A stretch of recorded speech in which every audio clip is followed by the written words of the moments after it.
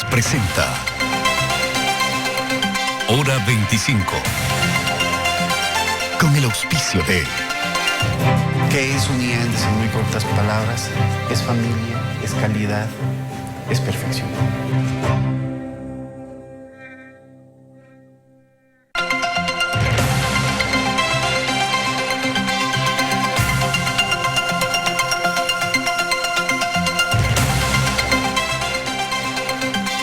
Saludos cordiales, gracias por acompañarnos. Este es el programa Hora 25. Iniciamos el nuevo año, el 2020. Este se inicia con una gran cantidad de incógnitas, desafíos y anhelos. Todos los pronósticos hacen pensar que será un año complejo. Sin duda, las condiciones económicas no ofrecen un panorama muy esperanzador. Lo ocurrido la primera semana de octubre del año anterior, del 2019, fue un episodio que también marcó el estado de ánimo de la población. Las conductas, los comportamientos y la forma de ser de los ecuatorianos debe ser analizada. Finalmente somos todos nosotros, con nuestras actitudes, con nuestra forma de ser, siempre y cuando estos sean adecuados, y no de los otros, los que forjamos lo que como Estado somos. Por ejemplo, la honestidad, la puntualidad, la disciplina, el trabajo, el respeto, en fin, son los valores sustanciales de las personas y de las sociedades. La trampa, la viveza criolla, la informalidad, la zancadilla y la violencia pueden estar contribuyendo a constituir una sociedad decadente. Los ecuatorianos, como somos y como actuamos, es el tema de esta emisión del programa Hora 25. Y para ello hemos invitado aquí al estudio de Teleamazonas a las siguientes personas. Agradezco a Jaime Carrera. Él es el secretario técnico del Observatorio de la Política Fiscal. También nos acompaña Juan Valdano Morejón. Él fue ministro de Educación, es articulista y también escritor. Agradezco a Rocío Bastidas, mil disculpas, a Rocío Bastidas. Ella es una activista ciudadana. Y agradezco a Patricio Valdés, psicólogo clínico, con quienes vamos a tratar entonces estos temas que tienen que ver con la forma de ser de los ecuatorianos y los retos que tenemos los ciudadanos frente al desafío que significa superar las dificultades el año que se ha iniciado. Aquí empezamos. Belén, buenas noches. Muy buenas noches, Andrés, amigos televidentes, un feliz inicio de año. No respetar las señales de tránsito, evitar hacer la fila, copiar en el examen son solo algunos de los ejemplos del comportamiento cotidiano que tienen muchos ciudadanos y que en Ecuador se denominan comúnmente como viveza criolla. Pero esta incluso trasciende a las altas esferas del poder y se convierte en círculos de corrupción.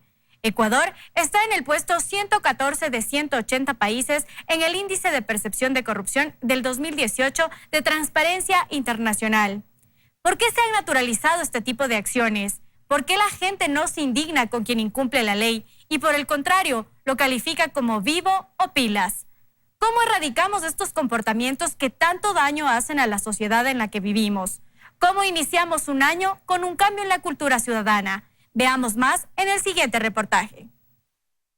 Se trata de una característica arraigada, no solo en Ecuador, sino también en otros países de América Latina. Hablamos de la viveza criolla. Es un comportamiento cultural aceptado e incluso naturalizado y convertido en un ejemplo de éxito.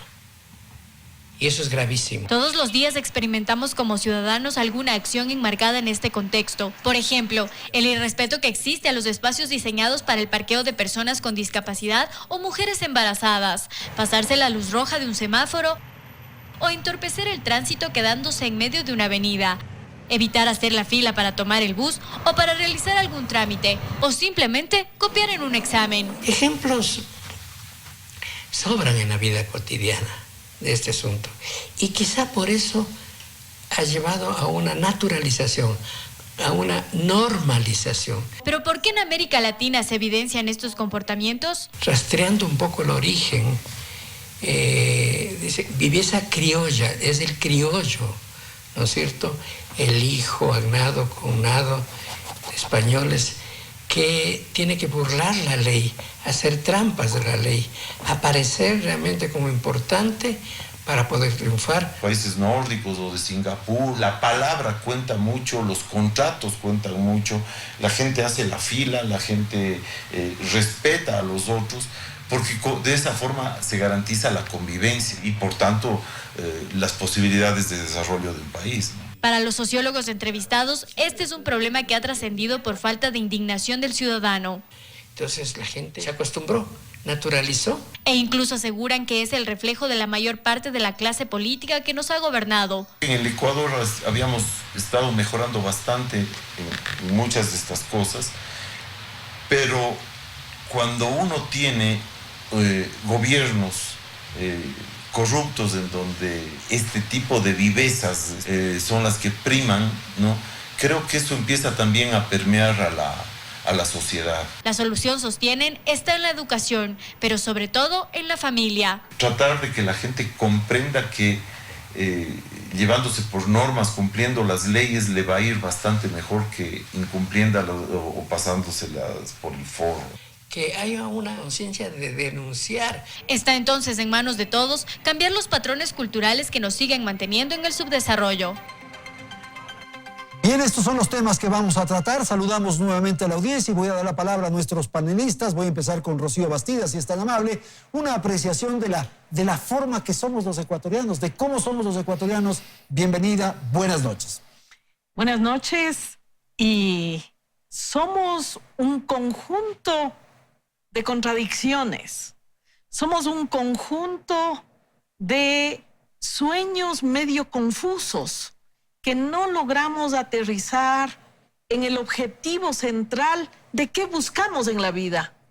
Yo creo que tenemos la obligación nosotros, padres y madres de familia, de tratar de educar a nuestros hijos para clarificar cuál es el norte de cada familia, de cada persona, de cada individuo, de cada barrio, de cada sociedad.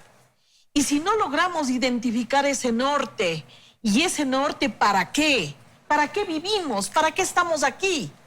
¿Para qué estamos utilizando lo que tenemos a disposición? La naturaleza, los bienes, los servicios. ¿Y para qué eso que tenemos tiene que ser utilizado ahora y para más tarde? Claro. ¿Cómo así es que tenemos que acabarlo todo?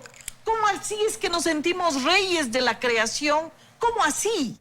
Entonces tenemos que lograr desentrañar esas incomprensiones propias internas nuestras, desentrañar los intereses que tenemos y hacernos una limpia. La limpia tiene que ser cuánto de mi comportamiento riñe con la norma, riñe con el sentido de responsabilidad, riñe con el respeto, riñe con la honestidad.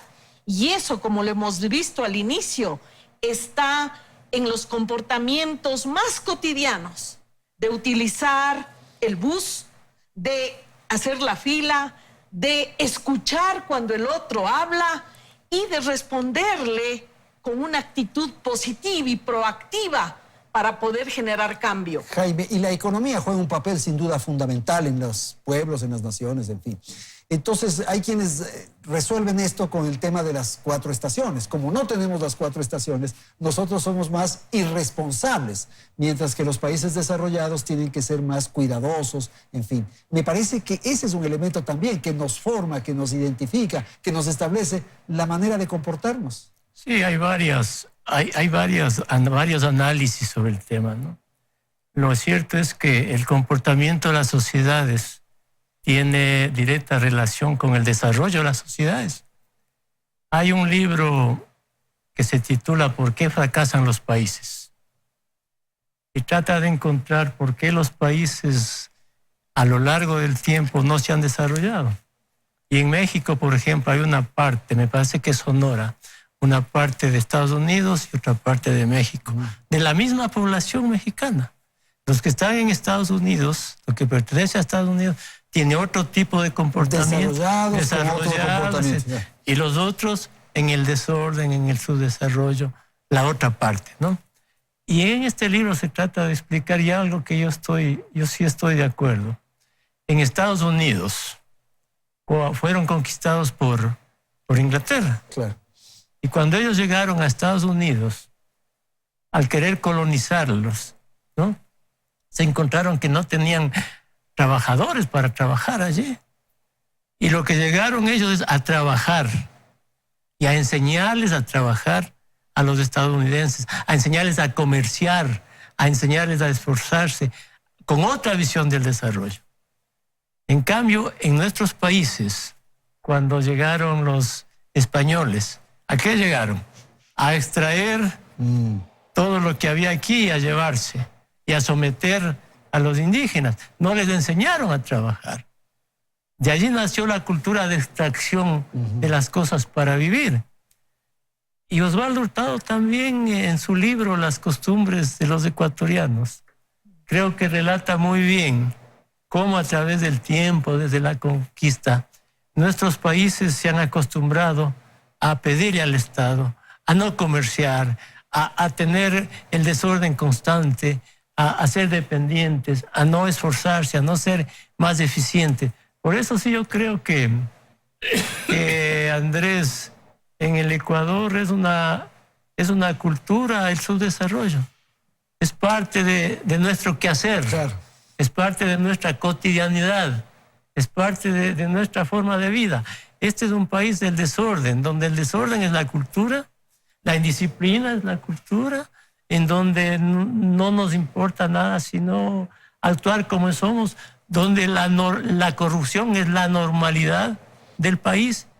Y entonces hablar en este país de disciplina económica, de disciplina fiscal, de comportamientos racionales en las élites políticas, en las élites económicas, en las élites sociales, no prende en el país, ¿sí? Porque es un país que le gusta vivir del desorden. Ese es el mundo. Ese es el mundo en el espacio que vivimos. Juan, lo que están diciendo sus compañeros de panel, los ecuatorianos van a Europa, van al exterior y se comportan perfectamente bien, son cumplidores, atienden las normas, en fin, son muy disciplinados. Vuelven otra vez al Ecuador y somos desordenados. Y hay cosas que vienen o que tienen que ver con el subdesarrollo. Hacemos una carretera y a los 8 días hay que poner un rompevelocidades. O sea, ¿para qué hicimos si vamos a poner los rompevelocidades? Le pongo esto para la conversación. Juan, por favor, buenas noches. Buenas noches. Gracias. Bien, yo recuerdo un libro de un francés, Alex de Tocqueville, que en 1830 dejó a Francia napoleónica ya en crisis y llegó a Norteamérica con el fin de observar cómo se había desenvuelto y organizado las antiguas colonias inglesas en América. Él escribió un libro que es actual, que se llama La democracia en América. En verdad, él analiza allí cómo se desenvuelve la sociedad norteamericana de acuerdo a unos principios legales, constitucionales, de respeto a la ley, al orden en general. Y también mira lo que sucede más al sur y lo que ve allí en las antiguas colonias españolas, ya devenidas en repúblicas independientes, no le gusta, porque dice, si acá hay todavía el respeto fundamental a la ley y al orden, lo que hay siempre en los países hispanoamericanos es la revolución constante, el desorden, la dictadura que está constantemente gravitando sobre la historia y el progreso de esos países. ¿A qué se debe? Bueno, aquí viene justamente quizás el origen cultural. Hemos sido educados bajo otras normas éticas, otro etos.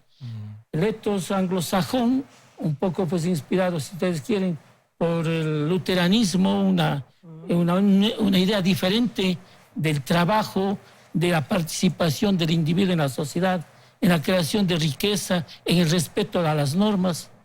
Y el otro es pues también una cultura diferente en la que tiene mucho que ver dos cosas. Primeramente, el espíritu hispánico con el que vino, que tenemos muchas cosas buenas, fundamentales, que nos han dado, las institucionalidades que al fin y al cabo, desde el municipio, los cabildos, las universidades, etcétera, pero también el desdén por el trabajo, el desdén por la participación, el esfuerzo, de tal manera que el esfuerzo físico, el trabajo era mal visto, era propio para gente sin cultura y de abajo.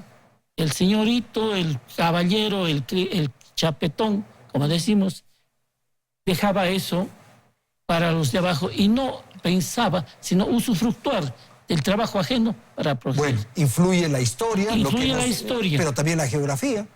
La geografía, también, en definitiva, acá en América del Sur, México, lo que es el Perú, lo que ha sido pues parte, también el Ecuador, han sido poblaciones en donde la presencia de civilizaciones indígenas pesan mucho. Sin duda. No encontraron eso los ingleses en las grandes pampas norteamericanas. Exacto. Más bien, habían pequeños grupos, tribus que los aislaron.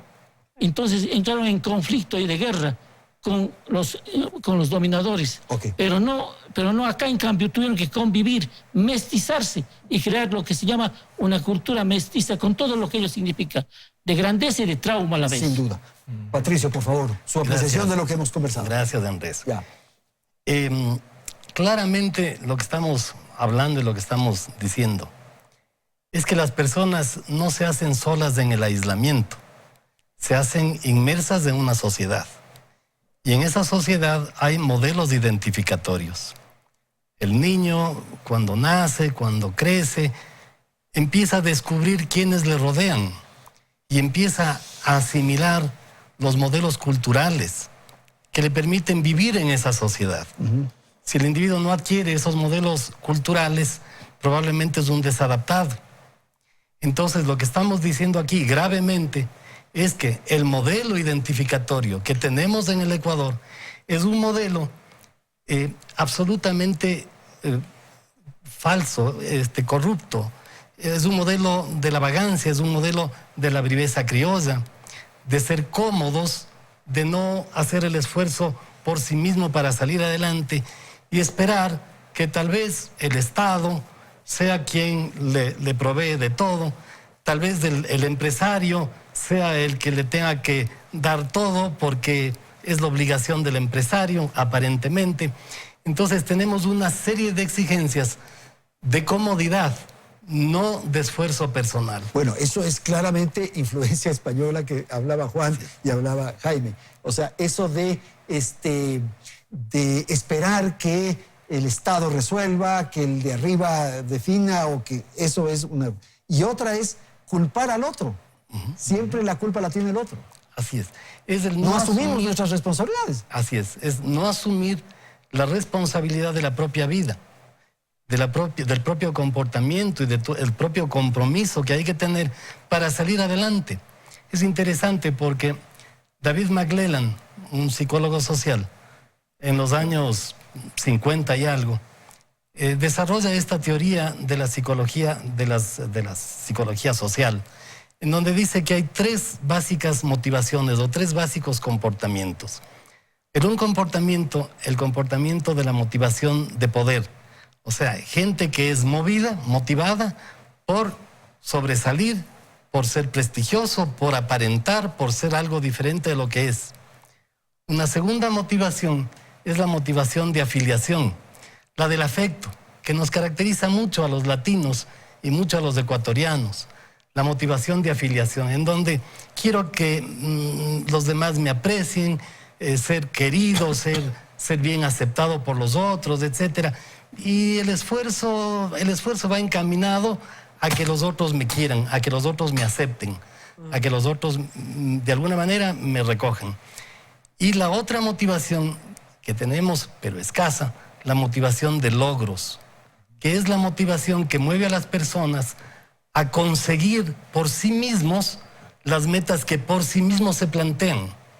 Esta motivación, en los estudios que hemos hecho aquí en el Ecuador, es una motivación que se encuentra muy, muy baja.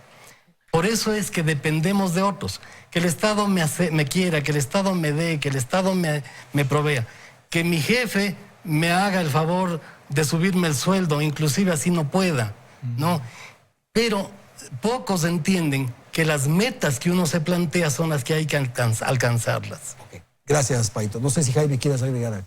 Sí, eso es algo fundamental, pero incluso, mire, si uno se compara el desarrollo de los países, por ejemplo, en Corea del Sur, ¿no? A un coreano le entrevistaron hace poco y le decían, explíqueme cuál es la causa del desarrollo de Corea del Sur. Y él dijo, miren, yo no les voy a hablar de inversión, no les voy a hablar de comercio, nada de eso. Nosotros los coreanos del sur tenemos nuestra identidad propia. Una identidad en el sentido de que cada persona quiere ser mejor, más competitiva. Cada empresa quiere ser mejor, más competitiva. Y el país, como país quiere ser siempre más competitivo que el resto. Entonces son las identidades, las disciplinas colectivas las que llevan adelante a los países. Por ejemplo, en Suecia es un honor conducir el Estado.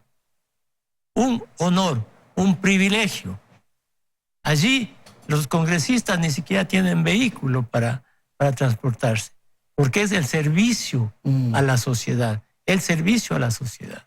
Y si uno mira en Dinamarca, por ejemplo, ¿no? Dinamarca, la sociedad le pide al Estado que le cobre impuestos. Sí, pues.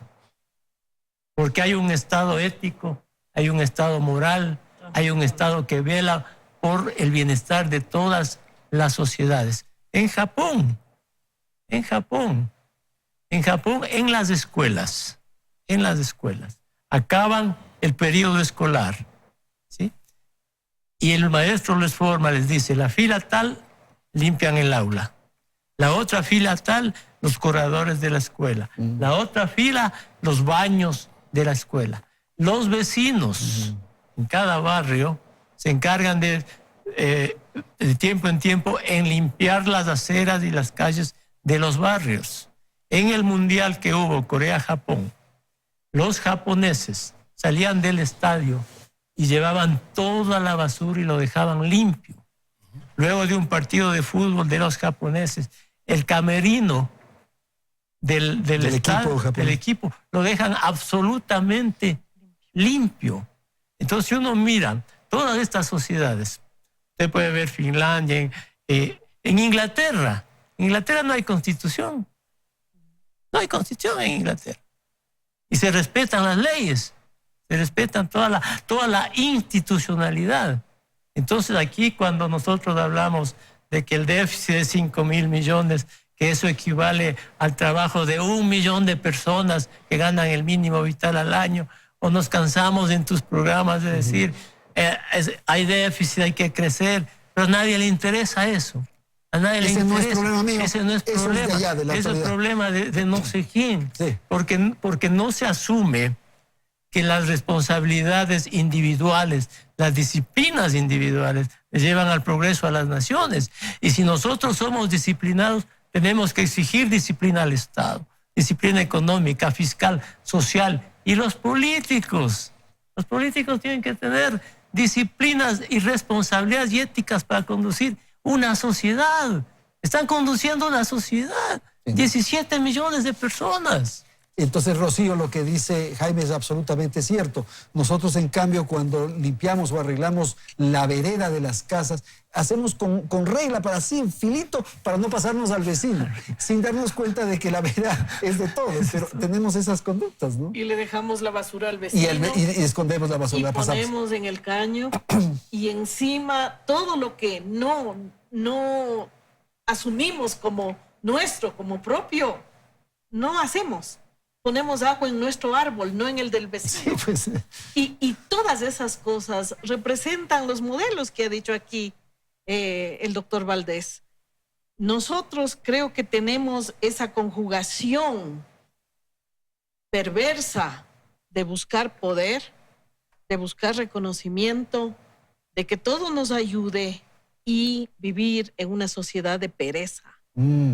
Eso yo creo que en el fondo tiene que ver, sí, con esta herencia cultural, pero actualmente, ¿con qué calidad de educación estamos trabajando, ¿qué está haciendo la educación de hoy? Si está haciendo para construir mentes que solo trabajen vía digital y con el mínimo de palabras para entenderse, y nada de investigación, nada de esfuerzo, estamos construyendo una sociedad de ocio, una sociedad de pereza, que es la antítesis de toda una sociedad que buscamos para el bien. Y entonces es la sociedad del mal, es la sociedad de la perdición, de la corrupción. Si tenemos el ejemplo palpable ahora de que en estos 10 años de Correato se fueron llevando más de 70.000 millones de dólares, y que eso no nos haga zing a la sociedad, y que, como dice hoy un meme, así como nos burlamos de los niños que creen en Papá Noel, si hay gente que cree en el correísmo, pues... Okay, ¿Cómo puede ser eso? Hacemos una pausa y volvemos en un instante. Tenemos la participación de nuestros panelistas sobre el Ecuador 2020, visto, enfrentado desde los ciudadanos. Ya retornamos.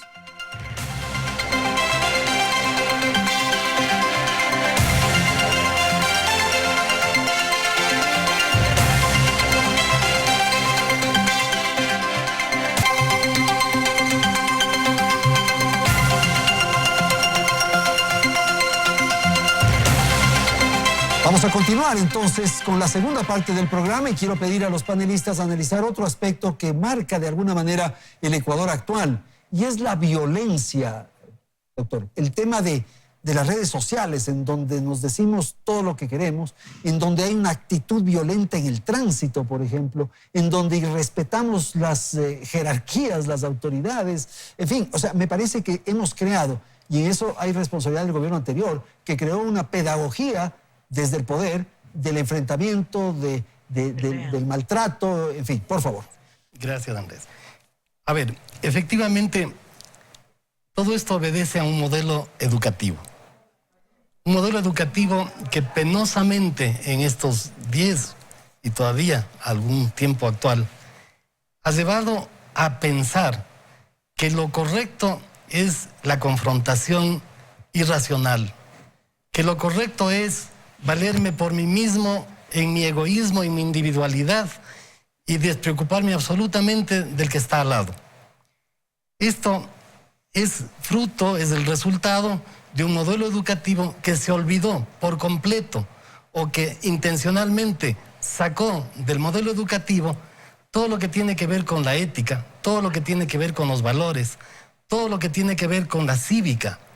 Aquí acabamos de hacer una investigación que me ha dejado asombrado, ¿no?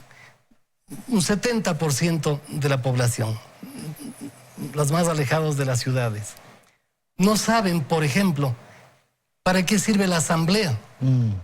No saben, por ejemplo, cuál es la estructura del Estado, qué hace la fiscalía, qué hace la contraloría. No tienen idea.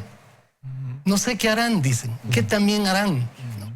Consideran que la política es una profesión más, que es cierto, algunos han usado la política para lucrar abundantemente, y no, como Jaime dice, como un servicio a la nación, como un servicio a la sociedad.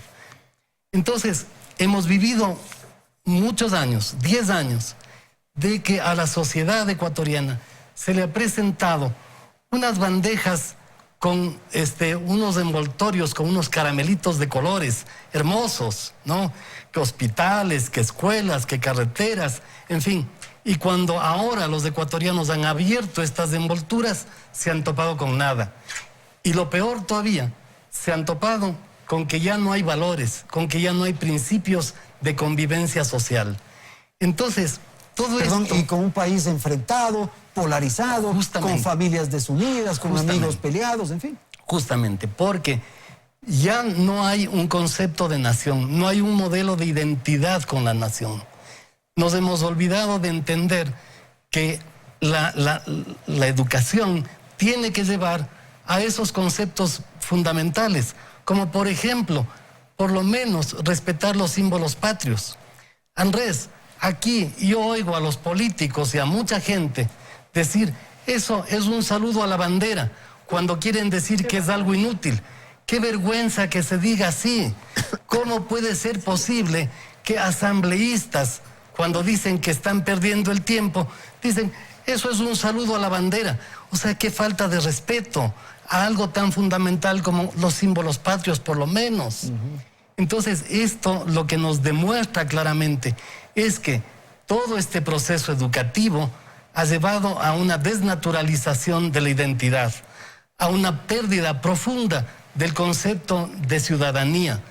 No somos ciudadanos, somos individuos. No nos pertenece este país. Que vivimos, esto lo manejan los exactamente, señores de arriba. Así no es nuestro. Se ha delegado a otros la supuesta posesión del país y ahí viene todo este caos que estamos viendo. La violencia que tú planteas, Andrés, es justamente fruto de dos componentes. Uno, este educativo, y otro, esa gran frustración que tiene la población de haber sido engañada durante tanto tiempo con estos dulces de colores que solo eran envoltorios vacíos, porque el país, escuelas, hospitales, etcétera, están abandonados, están dañándose, están destruyéndose, porque se creó por un negocio que había detrás de la construcción. Entonces, el ecuatoriano ha comprendido finalmente que la viveza criolla, lo que se presentaba al comienzo, es lo único que vale. Entonces hay que pasarse el peaje de la Lo que autopista o hay que hacer alguna trampa con el funcionario que me atiende en la ventanilla y así. Juan, por favor, de lo que estamos hablando, por favor. Aquí hablando de la viveza criolla, yo diría que justamente el correísmo fue el gobierno de la viveza criolla en todo su aspecto y en todo su concepto, en el sentido de que se cambiaron las leyes, las normas para un fin de aprovechamiento. Es decir, lo que hace cualquiera, como tú dices, pasarse la fila o hacer una trampa. Claro, la viveza criolla es parte de nuestra forma negativa de ser, porque significa que es una improvisación y una mala fe. Claro. O sea, una apuesta desde la inteligencia práctica, que es la viveza, pero con un sentido de estafar, de aprovecharse, lo cual significa a la vez una gran imaginación que tenemos los ecuatorianos. Imaginación o creatividad, pero no necesariamente siempre para prosperar. Para lo positivo. Para lo positivo, sino siempre. Claro. ¿No? Entonces, al mismo tiempo, habla de lo inauténtico que somos. O sea, estamos de boca para afuera proclamando ciertos valores de la honestidad, de la honradez, del servicio a la comunidad, del desprendimiento, pero en nuestra vida práctica nosotros hacemos lo contrario en el sentido de que en lo que prima es, en definitiva, el interés propio, no el interés del Estado, claro, no el interés de la sociedad. ¿Cómo podemos cambiar esto? Aquí hablaba muy bien el colega de la educación. Y está justamente ahí, pero esto no se va a cambiar de hoy a mañana, de un año a otro, de un gobierno a otro. Es un proceso. Son procesos de muy generaciones y tiene que cambiar la forma de actuar, la cultura. Pero es necesario que las nuevas generaciones se vayan conformando en una nueva ética social del respeto a la sociedad, al bien ajeno. De tal manera que si es que viene un gobierno como fue el de Correa, en donde primeramente se empinó allí en el podio de ridiculizar en las sabatinas famosas. Entonces estaba viendo el pueblo que esa es la forma de gobernar. Sí, uno aprende. A la patada, al insulto, al desprestigio, no importa, porque necesito yo salir adelante por esos medios y procedimientos innobles. Si es que eso era el modelo, los de abajo pues siguen ese modelo. Se reproduce.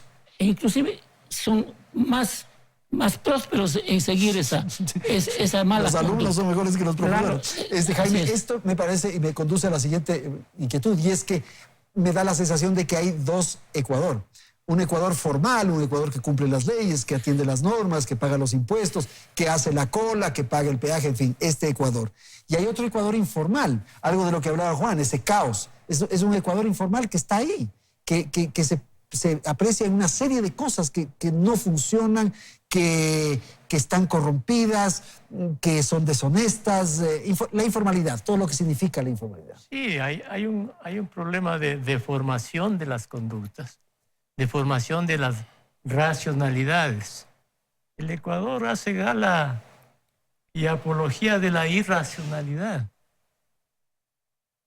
A veces uno se trata de encontrar las formas de por qué el Ecuador no avanza. Llevamos ya 50 años repitiendo las mismas cosas, las mismas conductas, 50 años, medio siglo, ¿no? Y hoy nos encontramos con un país que está dividido, está fragmentado. Se sembró esa fragmentación en el último gobierno. Pobres contra ricos, empresarios contra trabajadores. Pelucones. Los banqueros son lo peor que puede existir en el país. Los empresarios son lo peor que puede existir en el país. Los medios de Nos dijo Los 10 años medios prensa de corrupta. comunicación. Y todos tenemos que odiar la generación de riqueza, porque la riqueza es mala. Entonces todo esto está deformado, absolutamente deformado. Y un país con este tipo de deformaciones jamás puede desarrollarse, porque el desarrollo solo se logra el momento en que encontramos puentes de unión entre todos los segmentos de la sociedad. Entonces no se puede progresar con una sociedad escindida, rota, que se odia entre sí.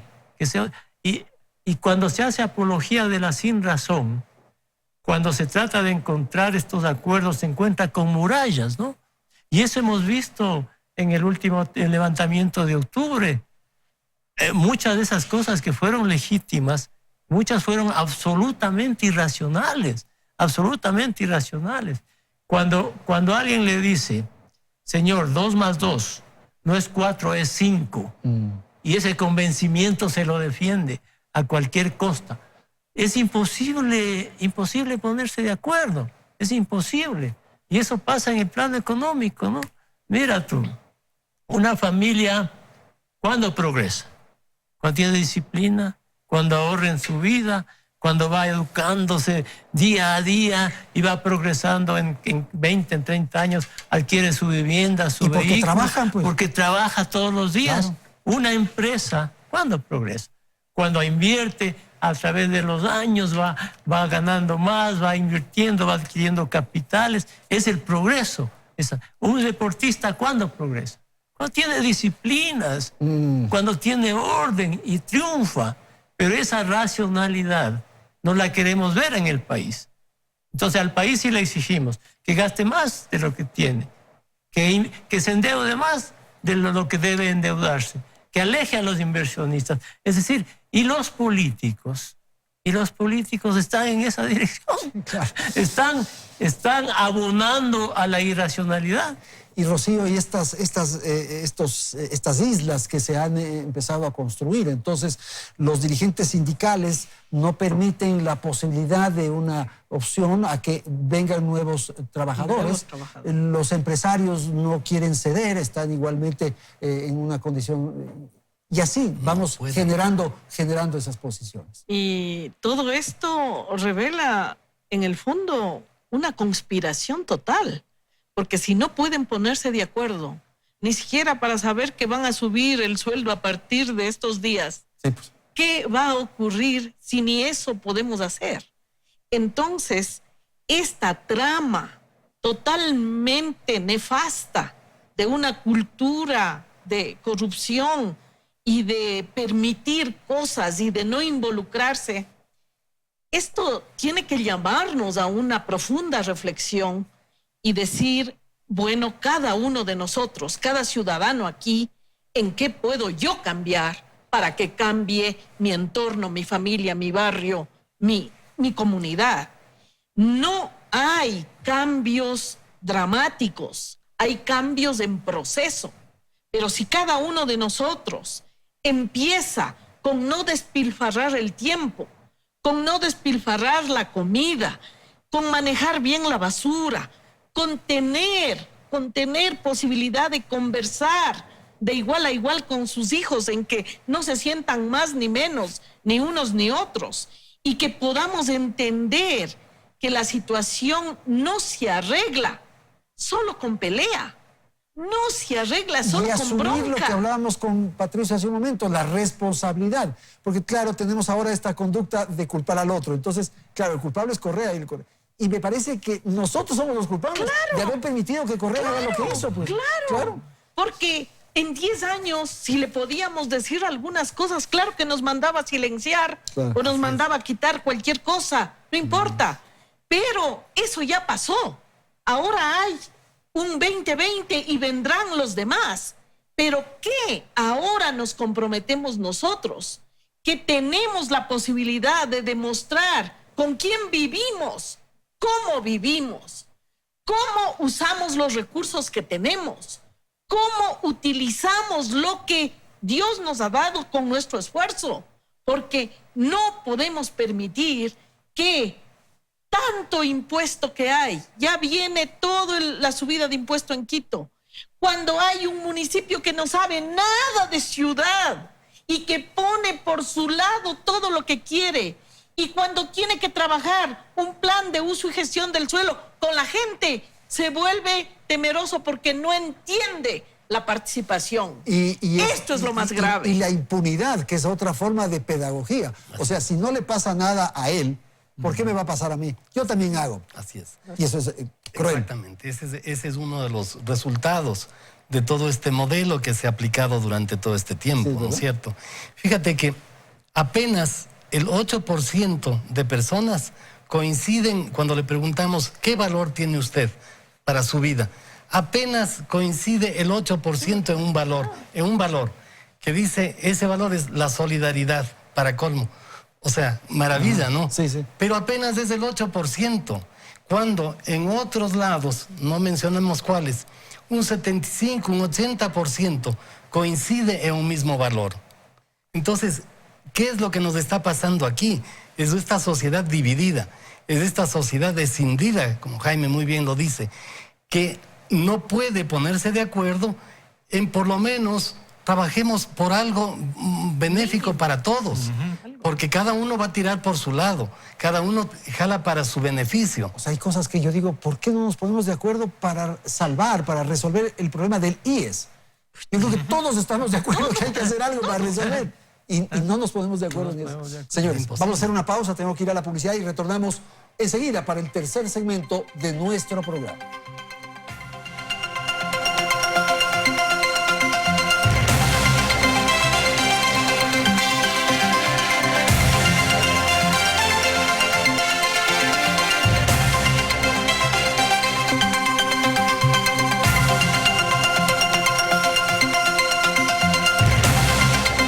Y este año que se ha iniciado será un año de definiciones electorales, estaremos ya en campaña, el 21 vamos a las urnas.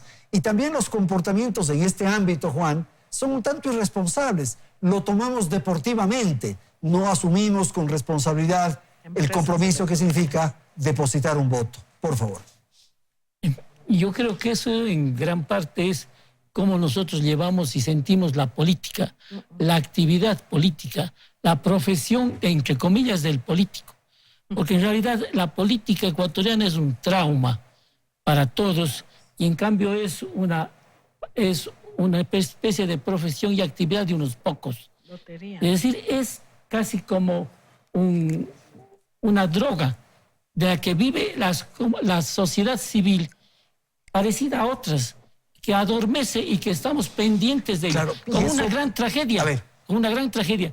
¿Por qué? Porque esos políticos solamente están por sus intereses. Tienen un discurso rimbombante que atrapa nada más que el interés y que se mueven de acuerdo a las elecciones, a la forma de aprovechar la adhesión del público. Y eso va en la línea del pensamiento de Patricio, que nos refirió a algunas encuestas, en el sentido de que la población está distante, no le importa, es un asunto que es de allá, de ellos, no mío. Exactamente, porque dice, eso no nos concierne, pero como es obligatorio el voto, hay que ir a votar porque necesitan el papelito para hacer todos los trámites del banco. No importa, hay que ir con aquel que más propaganda hace o que más miente o que mejor engaña. Esta es la política. Yo creo que cuando se cambien estas normas y estas reglas y que realmente los partidos políticos se reformen internamente y existan verdaderos para estados políticos, ideológicos, y no que hagan 100, 200 grupos de políticos que nada, son 100 o 200 intereses pequeñitos que todos quieren ir al poder y aprovechar de él. Entonces, esto no puede suceder. Es una sociedad fragmentada en la que justamente la política es el reflejo de esa cultura del caos en el que vivimos, de la anarquía en la que estamos. Y eso es parte de nuestra forma de vida. Sin duda. No sé si quieres agregar algo, Rocío. Es la evidencia de lo que estamos sintiendo ahora, después de lo que pasó en octubre. Esto que la gente reacciona porque ha tenido un hartazgo ya, demuestra que si esto no se va a arreglar de alguna manera, el 2020 vendrán peores acciones, porque ya se dieron cuenta que pudieron hacer, que no les pasó nada, que sale un informe de la Asamblea Nacional donde no sirve para nada. No se dieron cuenta, nada. No sabían nada, Entonces, no entendieron nada. ¿Qué nos espera el 2020? Son corresponsables justamente de eso, porque son ellos los que organizan eso. Esto tiene que la gente tratar de entender y reflexionar. Y esto se tiene que hacer, tratar de entender y reflexionar en nuestro núcleo básico, en la familia y con nuestras comunidades cercanas. De lo contrario, esto va a tener un descalabro mayor. Miren lo que está pasando en Chile. Miren lo que está pasando en la misma Colombia, que igual no logran. Nosotros algo pudimos hacer que en 13, 14 días baje la tensión, pero está represado, porque ya los indígenas se dieron cuenta todo lo que pueden hacer. Los otros infiltrados ya saben cómo manejar mejor, y los otros que estuvieron con las cacerolas también se dan cuenta que aquí, si no hay realmente una corresponsabilidad de todos, un motivarnos todos para que no ocurra lo que es previsible que ocurra, el caos total, tenemos que reaccionar. Sí, o sea, hay que decir que, creo yo, que no son los indígenas, sino que son unos dirigentes que utilizaron a los indígenas de la forma más infame, ¿no? Porque hemos hablado con gente que fue traída bajo amenazas, que si es que no van y no participan, entonces no les apoyan, no les ayudan en sus comunidades, que esa es parte de realimentación de esta psicología dependiente, ¿no? En las comunidades indígenas, los dirigentes obligan, los dirigentes exigen, y si no obedecen los otros, no funciona. Entonces, este año electoral que tú planteas, Andrés, es un momento muy crítico en la psicología de los ecuatorianos, porque podemos volver a caer en esas ilusiones, en esa ficción, ¿no es cierto?, de las grandes ofertas. Porque la gente que no tiene nada, la gente que realmente está sufriendo escasez porque no le han pagado el sueldo, porque no hay cómo pensar que se quiere subir un 25% el sueldo. Por favor, queremos quebrarle al país seguramente. O es lo que hemos visto en este estudio, que no se entiende ni siquiera cómo entra y cómo funciona la economía. Entonces, esto es gravísimo. La proliferación de candidatos. Esto tenemos que hacer un llamado, sinceramente y profundo, a los políticos, para que se olviden de estos individualismos, de estos personalismos, de mirar al negocio de la candidatura como un negocio. El Estado no debería aportar con ningún centavo a las campañas. El que quiere, el que puede, debería poner su dinero y ser realmente un candidato válido. Pero no, el problema es que se van a hacer las grandes ofertas. Y a ese 70% de la gente que no sabe ni cómo funciona el Estado, le van a decir maravillas. Le van a decir, mira, aquí el Estado te va a dar la plata, el Estado te va a hacer esto. Cuando yo sea presidente, la cosa cambia. Yo soy el Mesías, el que tanto espera el ecuatoriano. Y lamentablemente esta gente, pobre gente, que no entiende cómo funciona una nación, va a caer en eso. Es posible. Y claro, hay que pensar en los jóvenes, Jaime, en los chicos, en nuestros hijos, nietos. Esto del narcoestado, del narcotráfico, es otra situación muy compleja. Entonces, alguien está medrando del caos al que refería Juan. Sí, pero Patricio acaba de decir algo que realmente es esencial. las mayorías no entienden cómo funciona la economía. Y como viven el día a día y como se sienten postergadas, son fácilmente presa del populismo y de estos encantadores que irresponsablemente utilizan la sinrazón para conducirles por el mal camino. Los deforman en la concepción de lo que debe ser el país. Y lo de octubre es una señal que hay que tenerla con mucho cuidado, porque eso, si bien reflejó ciertas manifestaciones legítimas de descontento, porque hay pobreza, es cierto, porque no hay trabajo, es cierto, pero si no se entiende cómo funciona bien la economía, con este tipo de acciones, lo que se hace es más bien profundizar los problemas económicos y sociales del país y volver más pobres a los pobres que se pretende redimir.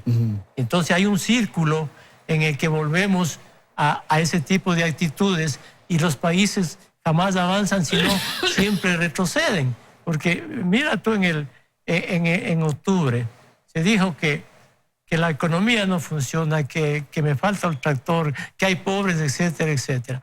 Pero no hay manera de estar mejor sin una buena economía. ¿Cuáles fueron los efectos de este levantamiento de octubre? Se alejaron las inversiones. Claro. Nadie va a meter un dólar en el país. Se destruyó parte del patrimonio nacional. Subió el riesgo del Estado. Subió el gasto del Estado. En el mes de octubre, el petróleo se dejó de producir menos. ¿Quién responde por todas esas cosas?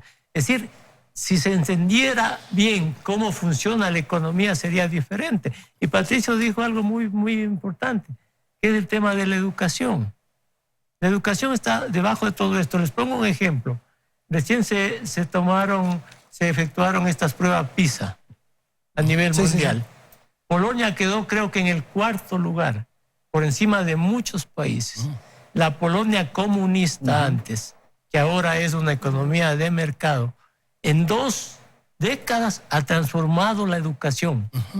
Ha transformado la educación. Y le está conduciendo a Polonia por las vías del desarrollo.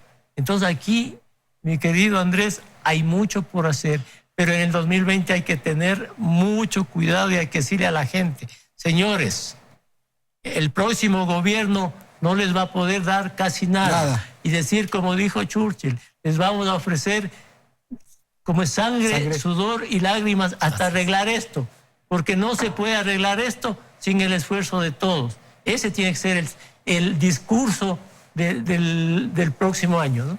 Muy bien, vamos a despedir. Muchísimas gracias. A pesar de estas reflexiones, quiero desearles felicidades en el 2020. Así que tengan ustedes y en sus familias felicidades en este año que se ha iniciado. Muchísimas gracias por atender este programa.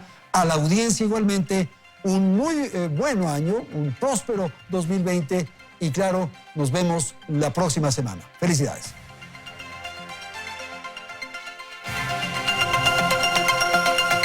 Teleamazonas.